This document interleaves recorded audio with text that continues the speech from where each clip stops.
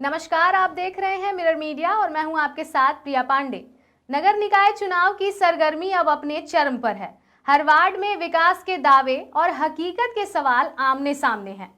सड़कें कब बनेंगी, नालियों की सफाई कब होगी, हर घर तक साफ पानी, बेहतर सफाई व्यवस्था, स्ट्रीट लाइट और सुरक्षा, ये सिर्फ वादे नहीं बल्कि जनता की बुनियादी मांगे हैं। धनबाद के वार्ड नंबर 14 में भी यही मुद्दे चुनाव की दिशा तय कर रहे हैं। इन्हीं सवालों, वादों और विजन के सीधे और स्पष्ट बातचीत के लिए आज हमारे साथ स्टूडियो में मौजूद हैं वार्ड नंबर 14 से पार्षद पद की उम्मीदवार जूली परवीन। जानेंगे उनका रोड मैप, उनकी प्राथमिकताएं और वार्ड 14 के लिए उनका विजन। आइए शुरू करते हैं खास बातचीत जूली परवीन से। जूली जी, सबसे पहले आपका बहुत बहुत स्वागत है हमारे इस शो में। आप अपने बारे में हमारी जनता से क्या कुछ बताना चाहेंगे? क्या कुछ खास है आपके कार्यों में? देखिए, ऐसा है कि हम 10 साल से अपने वार्ड में, अपने मतलब पूरे धनबाद में ही एक तो समाज सेवी हैं, समाज का काम करते हैं। और हमारे वार्ड के लोगों ने इस बार हमें तैयार किए कि नहीं, इस बार चुनाव आपको लड़ना है। क्योंकि मैं एक समाज सेवी हूँ, मैं पार्षद नहीं भी तब भी मैं काम कर रही हूँ, तो मुझे ये नहीं था, पर लोगों का एक उम्मीद, एक विश्वास जो मुझसे जुड़ा हुआ है कि ये आएंगी तो हम लोगों का एक नया आशा आ जाएगी, बस इसके लिए खड़े हो गए हैं। जी, कितने समय से समाज सेवा में आप लगी हुई हैं? 10 साल। 10 सालों से? जी।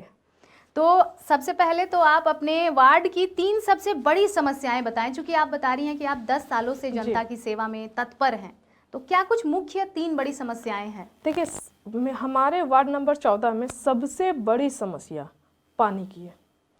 अभी गर्मी स्टार्ट भी नहीं होगी कि पानी का रोना पूरे वार्ड में गूंजेगी। मतलब समझिए कि पानी इतनी बड़ी वार्ड है कि पूरे वार्ड में पानी नहीं है। और कुछ जगह का तो ये हाल है, जैसे कि अपने खड़काबाद हुआ, वहाँ के हाल तो ऐसा है कि वहाँ के लोग ना गंदगी पानी को छान के पी रहे। हमने वो तक भी देखा। पाइपलाइन का भी काम कराने के लिए दिए, पाइपलाइन का काम भी हुआ, पर पानी नहीं आया अभी तक, जिसके सबसे बड़ी मुद्दा हम पानी समझते हैं। तो मुख्य मुद्दा पानी है। पानी है।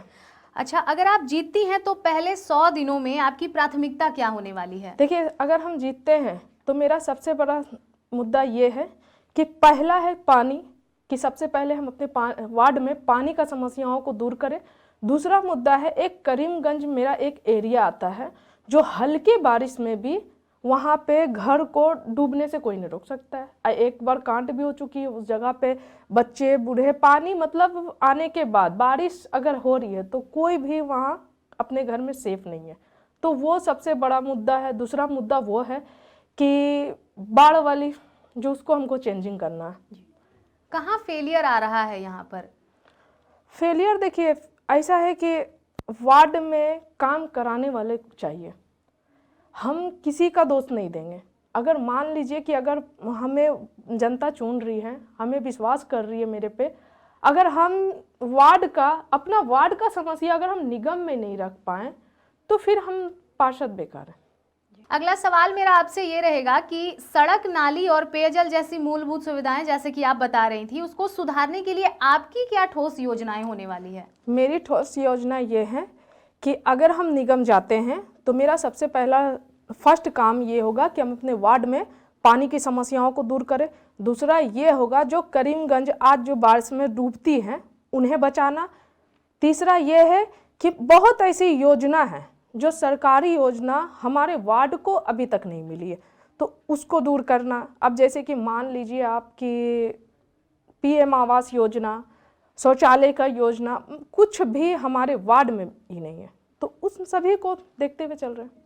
अच्छा, आपके वार्ड में सफाई व्यवस्था और कचरा प्रबंधन जो है, ये कितना लाभकारी है और इन सुविधाओं को सुधारने के लिए आप क्या करने वाली हैं? क्या बदलाव लाना चाहती हैं? देखिए, बदलाव तो ऐसा होगा कि आज आप लोग हमें बैठा के यहाँ मेरा पूछ रहे हैं वार्ड का। जी। कल आप ही लोग बोलेंगे कि जो वार्ड कल था, मतलब आज जिस निगम का आया हुआ 10 साल हमारे वार्ड का हो गया, अब 10 साल में हमारे वार्ड का विकास नाम पे कुछ नहीं, कचरा और सफाई ये तो हमारे वार्ड में कभी होता ही नहीं है। तो यही सबको मुद्दा पहले हमारे वार्ड में, जैसे मेरा नाम ये हो रहा है, हमारा वार्ड का भी नाम चमकेगा इंशाल्लाह। मेरा दिल से यही है कि हम अपने वार्ड के लिए जितना अच्छा कर सकें उतना करेंगे। चूंकि आप भी एक महिला हैं, तो महिला अगर नेतृत्व मिलता है वार्ड नंबर 14 को, तो महिलाओं और युवाओं के लिए क्या कुछ खास होने वाला है आपकी तरफ से? देखिए, निगम में महिलाओं के लिए बहुत ऐसी सुविधा है कि महिला भी अपने घर बैठ के ही काम कर सकती हैं। तो मेरा सबसे पहला योजना ये होगा कि अगर कुछ भी सरकारी योजना जो निगम के तहत है कि नहीं महिलाओं के लिए काम करने का है, युवाओं के लिए है, तो वो हम लाएंगे।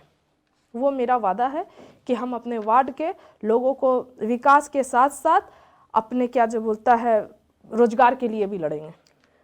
चूँकि आप बता रही हैं कि आप 10 सालों से इस कार्य क्षेत्र में हैं, आप एक महिला हैं, और देखा जाए तो काफ़ी कठिनाई होती है महिलाओं को समाज सेवा करने में, और क्योंकि आपको घर भी संभालना होता है और अन्य तरह की जिम्मेदारियां होती हैं, तो क्या कुछ चैलेंजेस देखने को मिले आपको?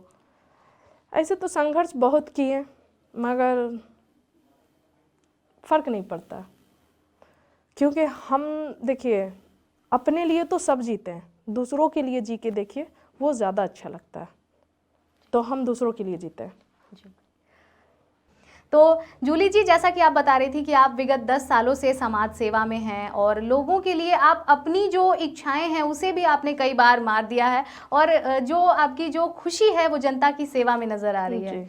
तो जैसा कि देखा जाता है कि जो पार्षद के लिए चुने जाते हैं या फिर जिन्हें सत्ता मिलती है, तो अक्सर पार्षदों पर यह आरोप लगाया जाता है कि चुनाव जीतने के बाद वे क्षेत्र में कम दिखाई देते हैं।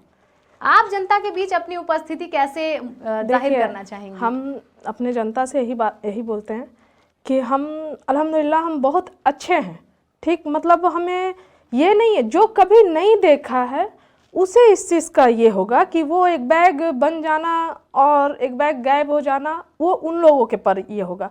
मेरा क्या है कि अल्हम्दुलिल्लाह हम अच्छे खाते हैं, अच्छे पहनते हैं, अच्छे से रहते हैं, तो मेरा ये नहीं है। मेरा बस यही है कि हम अपने वार्ड को कितना आगे लेके जा सकते हैं, मेरा एक ख्वाहिश है। देखिए अभी हमारा एक एरिया गुलजार बाग, एक मोहल्ला आता है गुलजार बाग, 218 घर जो उजड़ रहा है और उसके हक की लड़ाई के लिए कोई नहीं लड़ रहा। आज 1 साल से वो लड़ाई हम लड़ रहे हैं और यहाँ से लेकर रांची तक भी हम गए हैं कि ठीक है ये सरकार, ये योजना है, फ्लाईओवर जो बन रहा वो सरकारी योजना है। हमें बहुत खुशी है कि हमारे एरिया में भी सरकारी योजनाओं इतना बड़ा प्रोजेक्ट आया है, इसका हम स्वागत करते हैं। पर विकास के नाम पर जो विनाश हो रही है वो सिर्फ गरीब के साथ होती है, तो वो उसके हक के लिए हम लड़ेंगे और लड़ रहे हैं और आगे भी लड़ेंगे। और अगर हम पार्षद बनते हैं तो मेरा यही मुद्दा है कि अगर हम बनते हैं तो अपने वार्ड का जो भी समस्या है, और हमारे वार्ड में जितने भी गरीब फैमिली या फिर मिडिल फैमिली कि जिनको मतलब हर दुख तकलीफ से गुजरना पड़ता है। अभी आप मान लीजिए ना कि एक पेंशन बनाने के लिए, पेंशन वृद्धा पेंशन बनाने के लिए, राशन कार्ड बनाने के लिए लंबी लाइन की कतार लगानी पड़ती है, पर जूली बाजी के राज में वैसा नहीं होगा। ये मेरा वादा है कि हम पार्षद नहीं हैं तब भी हम ये सब काम करते थे, और अगर हम पार्षद बन के आते हैं तो हम उन लोगों को मेरे ऑफिस आने की ज़रूरत नहीं पड़ेगी, मेरे लड़का लोग और हम उनके घर जाकर ये सब बनाएंगे। आने वाले 5 साल के बाद ये सवाल कभी नहीं आने देंगे कि जूली बाजी क्या नहीं की, जूली बाजी क्यों नहीं की, ये क्यों का कोई सवाल ही नहीं रहेगा मेरे पार्षद बनने के बाद। अच्छा, सिर्फ ये रहेगा कि मेरा सारा काम हो रहा। क्योंकि देखिए अगर हम आए हैं, पब्लिक अगर मुझे लाए यहाँ तक, तो हम 5 साल सोच के नहीं आ रहे, बिल्कुल हम आने वाला 50 साल सोच के आ रहे हैं। तो हम अच्छा करेंगे तो अल्हम्दुलिल्लाह इंशाल्लाह हम अच्छे रहेंगे। ये सोच तो आपकी काफ़ी बेहतरीन है। अच्छा, एक बात बताएं हमें, पारदर्शिता और भ्रष्टाचार को लेकर के आपके क्या विचार हैं? फंड उपयोग को कैसे सार्वजनिक किया जा सकता है, आप इसको कैसे देखती हैं? किया जा सकता है। अब मान लीजिए कि पब्लिक के लिए जो योजना है वो पब्लिक तक पहुंचते ही नहीं है, हैं? अभी जैसे कि पीएम आवास योजना के तहत उन लोगों को 2.5 लाख या 3 लाख ऐसे मिलती है, हैं? वो पैसा गरीब तक तो पहुंचता ही नहीं है, वो पैसा फिर जाता कहाँ? तो जाहिर सा बात है ना, अगर हम ऐसे शख्स को बैठा दें जिसको दूर दूर तक इस सब चीज़ से कभी देखा नहीं, वो एक बैग देखेगा तो वो तो पहले अपना ही घर भरेगा ना। तो अल्हम्दुलिल्लाह ये सब को आगे लाएंगे। और देखिए हम लड़ रहे हैं, इतना दूर आए हैं बहुत संघर्ष कर कर, और संघर्ष किया हुआ आदमी दूसरे का तकलीफ़ जानता है। हम अपनी तकलीफ़ से इतना ई लगाए हैं कि हम आज 10 साल से उस फील्ड पे रहे हैं, हम वहाँ के लोगों को रोते हुए देख रहे हैं, हम वहाँ के लोगों को मरते हुए देख रहे हैं, समस्याओं से जूझते हुए देख रहे हैं। घर घर में वासेपुर के जो आज युवा भाई 2-4 पैसा के लिए गलत कदम उठा रहे हैं, अगर हम उसके रोज़गार के लिए लड़ते हैं तो वो ऐसा नहीं करेंगे। हम अपने वार्ड को, अपने वासेपुर का नाम को बहुत आगे ले जाना चाहते हैं। हम अपने वार्ड को एक अलग पहचान देना चाहते हैं कि हमारा वार्ड 55 वार्ड से भी ज़्यादा चमके, कि मेरे वार्ड को देखकर और भी वार्ड वो भी चमके। जी, अगर आपके वार्ड में पहले से विकास कार्य हुए हैं तो आप उससे अलग और बेहतर क्या करने वाली हैं? कैसे आप जनता की पहली पसंद बनने वाली हैं? देखिए, पहली बात है कि अगर हमारे वार्ड में अगर विकास होता तो शायद आज हम यहाँ बैठे नहीं रहते, क्योंकि हमें ये होने की शौक़ नहीं थी। हमारे वार्ड में विकास नाम की कोई चीज़ें नहीं है, विकास के नाम पे सिर्फ विनाश हुआ है, विकास हुआ ही नहीं है। और हम खड़े हुए हैं अपने वार्ड को विकास की ओर ले जाने के लिए। तो बस यही है कि विकास तो आप हमारे वार्ड में जाके भी पता कर सकते हैं कि कितना विकास हुआ है। अच्छा, अंत में आपसे सवाल यही रहेगा कि आपके वार्ड की जनता से आप क्या अपील करना चाहेंगे, क्या कुछ मैसेज देना चाहेंगे? देखिए, हम अपने वार्ड के जनता से यही अपील करना चाहते हैं कि आपने किसी को 10 साल समय और 8 साल ऐसे यानी 18 साल समय दिए, हमें बस एक मौका दीजिए। हम अपने वार्ड को इंशाअल्लाह इतना आगे ले जाएंगे कि हमारे वार्ड के लोग कभी भी अपने इस वोट देने पर शर्मिंदा महसूस नहीं करेंगे जो आज कर रहे हैं। तो बिल्कुल ये हमने आपको सुनाई वार्ड नंबर 14 वासेपुर में जूली बाजी के नाम से मशहूर जूली परवीन की कहानी, और किस तरह से इन्होंने चुनाव जो है नगर निकाय चुनाव, इसमें पार्षद पद के लिए इन्होंने उम्मीदवारी पेश की और किन कारणों से इन्होंने ये चुनाव लड़ने का फैसला लिया। अब देखना यह है कि वार्ड 14 की जनता किसे जीत का ताज पहनाती है और किसे अपनी पहली पसंद बनाती है। फिलहाल हम ऐसे ही अलग अलग प्रत्याशियों से आपको यूं ही रूबरू कराते रहेंगे, उनके विचार, उनके रोड मैप और उनके विजन को लेकर के। तब तक के लिए देखते रहें मिरर मीडिया।